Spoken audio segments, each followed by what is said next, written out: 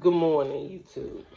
I tried so hard to stay here in Africa, but I really think my time is up now.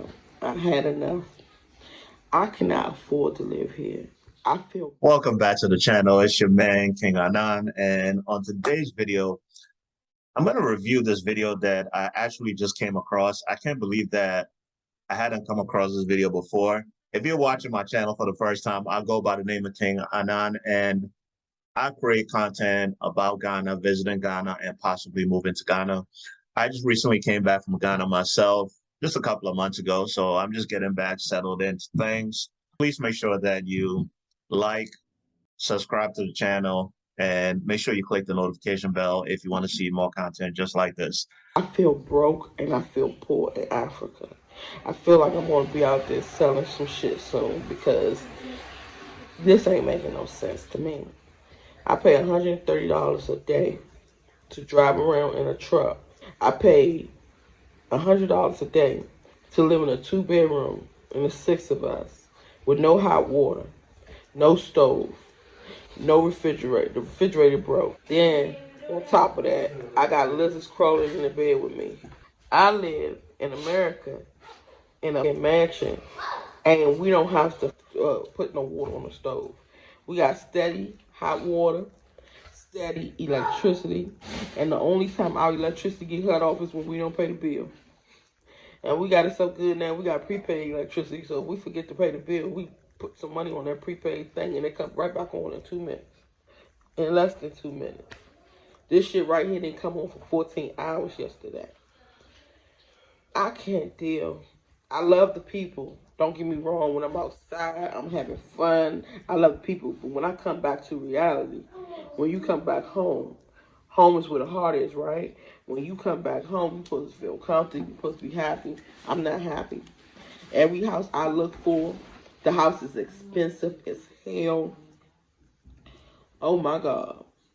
200, 300, 400, 500, 600, 700, 800, 900, $1 million to live in a house where you look outside and all you see is turkeys and ducks and chickens and sheeps and old malnourished cows.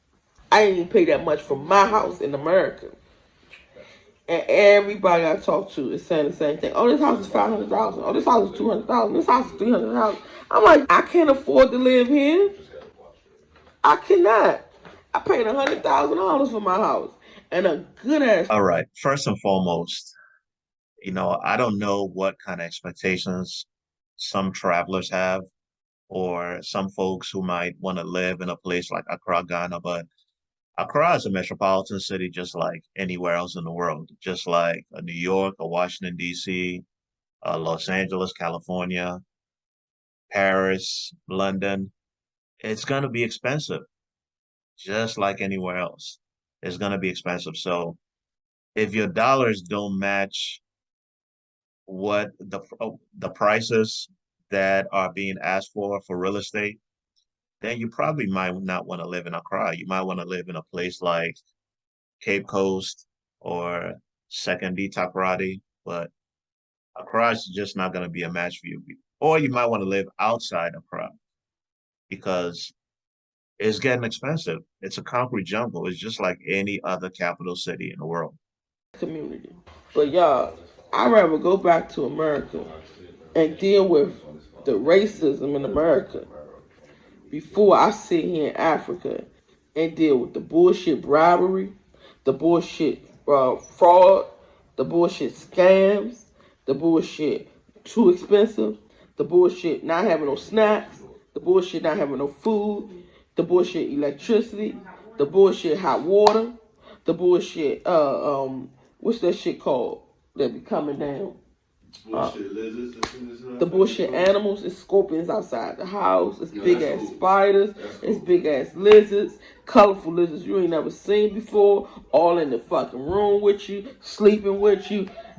All the bullshit people trying to scam you when you go outside thinking you rich, so they trying to get more money off of you. I'm really trying to wrap my head around this shit. I'm really trying to wrap my head around how are Americans coming to Africa and being happy.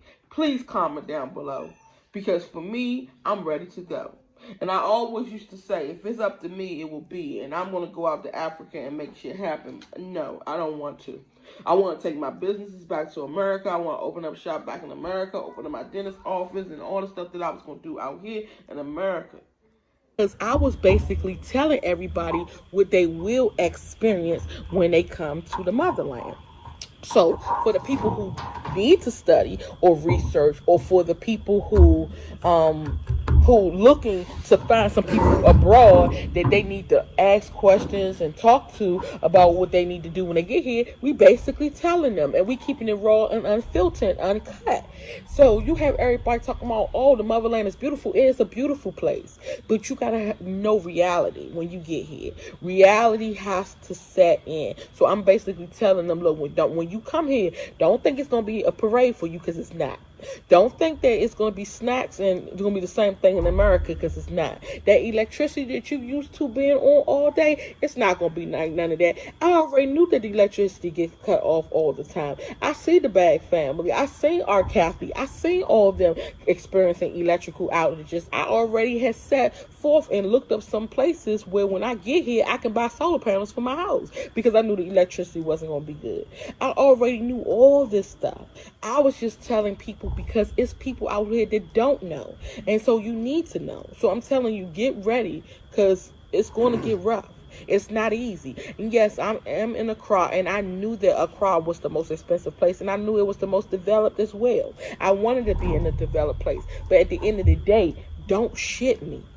I always used to say, get me, don't shit me. Don't have me come all the way out here, and because you see I'm American, which you don't even know that I'm a Ghanaian too, but okay, I'm gonna give you that I'm American because of my accent. So don't have me come all the way to Africa and say a house is 400,000, but you tell me it's 700,000 because you feel as though I'm rich. Everybody I've ever talked to looked at me like I was dollar signs. As soon as they see me, it's money, money, money. I can tell you 15 stories right now since we've been in Africa where people try to overcharge us and overprice us, and I'm on their ass. So for the people who say, oh, she's over there getting scammed, I didn't get scammed not one time. I told y'all the experiences how they tried to scam me. They tried to scam me, and I was in they deep in their ass. And so and for the people who say, oh, Africa is not weak is not for weak people. Let me tell you something. All Africans are weak. I got a fucking African father who weak as fuck. I know all Africans are weak. They aren't built like us in America. So I'm all in their ass when they try to take their weak asses and try to use me, or try to bribe me, or try to get extra money out of me. You gotta wake up pretty early in the morning to pull one on me, because I already see the shit coming. Then the other thing, people saying, oh, she didn't do no research and she hasn't built a network. All I do is build networks. I'm on all the groups that's on Facebook, that's on WhatsApp, all that. I've been there, done that, years, all that. I don't trust people. Because first of all, everybody has an agenda. They can act like they're going to be good for you. They're going to show you and teach you the ropes and show you the way. People will come out here from the diaspora and say, oh, I'm going to buy me a house, and then I'm going to rent it out to all the people that come from the diaspora so they can have somewhere to stay when they get here. I didn't come here to rent. So let's clear that up too, because that was another situation that I came to rent. I didn't come to rent. I don't rent at home, so why would I rent here in Africa? But I want to live better in Africa than I do at home, of course. So of course I came out here to buy beach land, to build a house, and while I'm building the house, buy another house to live in while I build my house, because I'd be damned if I'm gonna be sitting in somebody's living room. If I'm gonna have 5 kids, we have 5 children, but we only have 4 of us, four children with us, and it's 2 of us, so it's 6 of us all right now. And my oldest son, when he come out the military, he will be here too. I'll be damned if we gonna be laying on somebody's couch from the diaspora talking about some, oh, I'm gonna give you somewhere to stay until you find your room. No. And I did not rent a room for $100. I rent an Airbnb for $100 a night. Airbnbs, if you want a nice one, it's going for $100 a night. The Airbnb was nice, but at the same time, it had its issues, and I was just sharing the issues that it had. Then, secondly, as far as me renting a car or whatever, how else am I getting around? Every little car is that small. It's little buzz. All of us, 6 of us, cannot get in little bugs and ride around. So I had to rent a big SUV that can go through these muddy streets because the streets, as you know, aren't paved. So we have to have a 4-wheel drive that can get through these streets. So me renting a vehicle was $130 a day. I knew that was going to be the case anyway. If you go research too, you'll find out that that's the average of a vehicle. So I didn't get gaffled nowhere. I just don't like the prices. And you can't, and I know I can't compare Africa to America, but what I can say is I'll be damned if I'm gonna buy a 3-bedroom house for 500,000. I got a fucking 6-bedroom mansion sitting at home for 100,000. It just don't add up, and it's not equivalent to what I'm willing to pay for. Everybody got what they're willing to pay for. I'll be a damn fool to come out here and get a house in Africa when I'm looking outside in the dirty slums and seeing goats and dogs and shit running around for $500,000 for a 3 or 4-bedroom house. That makes no sense. But don't look at me that I'm wrong for feeling like that. Because everybody got their way of living. We came from the gutter. We both was next door neighbors, grew up on the same block. We came from the gutter, and we managed to pull ourselves up and look at everybody else still sitting there. So we're not gonna go to Africa and be fucked up and be guttered too. I ain't asked nobody for nothing. I ain't asked for no handouts. I didn't ask for no parades. I was just sharing my experience. My experience is that Africa needs help. It needs work. You good? Yes, I'm good. All right, so it's a couple of topics I want to handle. First off is, like she said, ain't nobody fucking complaining. And even if we was complaining, that's our freedom of speech. We do what the fuck we want to do. If you don't like what we got to say, then keep scrolling. I seen a lot of people on old girl page. I'm not even gonna put her name out there because, like I said, that's female business. I ain't got nothing to do with that. But I seen a lot of people on her page talking about something. Oh yeah, I had to click off and this, that, and the third. All right, well, click off and go live your life. You know what I'm saying? It's crazy how many people, and it's crazy how many black people, all you fake ass, wanna be hotep, woke ass, dashiki wearing motherfuckers coming on the page and saying, don't say nothing bad about Africa, don't say nothing bad about the motherland, or don't say nothing about that. That's like me going to Chicago and fucking dismissing all the niggas that's getting shot and saying, oh yeah, these little young niggas around here shooting people, ain't nothing wrong with that. That's cool. They doing what they supposed to do. They doing what they know how to do. Nah, that shit is unacceptable. That's what the fuck it is. And as long as you keep thinking that it is acceptable, or you keep ignoring the fact of the matter that is happening, then it's gonna continue to happen. And that's why black people ain't getting nowhere now. Because y'all niggas so fucking soft that y'all don't want to be able to tell y'all own people, man, y'all niggas fucking up. Y'all gotta step y'all game up. That's the problem. So y'all motherfuckers walking around here with the goddamn, with the shit on y'all head and the fucking dashiki African red robe talking about something. Man, y'all keep talking bad about Africa and all that other shit. Bro, ain't nobody saying nothing bad about Africa. We telling you what we see. We telling you what we are in Accra, Ghana. We are telling you what we have experienced in the first week that we have been here. First of all, I've been in the military. I've been overseas numerous times. I've been to Afghanistan. I've been to Iraq. I've been to Somalia. I've been to Lithuania. I've been to Dubai. I've been to Saudi Arabia. I've been to a whole bunch of foreign lands. I've been to a lot of third world countries when I was in the military. The thing is, even when you're in the military and you have everything at your disposal, when you first hit town and you go out here, it's going to be a culture shock. I don't give a fuck what you think that you're ready for. I don't care how you say that you're prepared and that you're willing to deal with anything. You may be willing to do with everything, but at the same time, you still have to have time to adapt to what's going on. That's just human nature. You can't just jump in a cold ass water and don't feel nothing. You're going to have to jump in that cold ass water, get that chill off, and then you'll get used to the water. That's how it works. So when we come here and we telling you the experiences that we're seeing because we're just starting off, and we get all this bash from these fake ass woke people because they don't want to hear nothing bad about Africa. Y'all some bullshit. And half of y'all motherfuckers ain't never even left y'all city. Half of y'all sitting around here in the inner city where motherfuckers getting shot and stabbed every day, walking around acting like ain't nothing happening, but want to tell somebody not to talk bad about a country that you ain't never even visited. Go get your money right and then come out here and then put your shit on YouTube. A lot of y'all motherfuckers coming out here or not even out here by yourself because y'all ain't even invested enough money to come out here and do something like this. We've been saving up money and we've been planning on this for years now. We've been doing research and everything. We got 4 kids with us and 2 adults. None of this shit is cheap. None of this shit is cheap. So everybody want to sit right here from the comfortability of their American home talking about something. Don't be talking bad about Africa and you can't even afford to fucking leave your goddamn state. Stay the fuck off our YouTube page.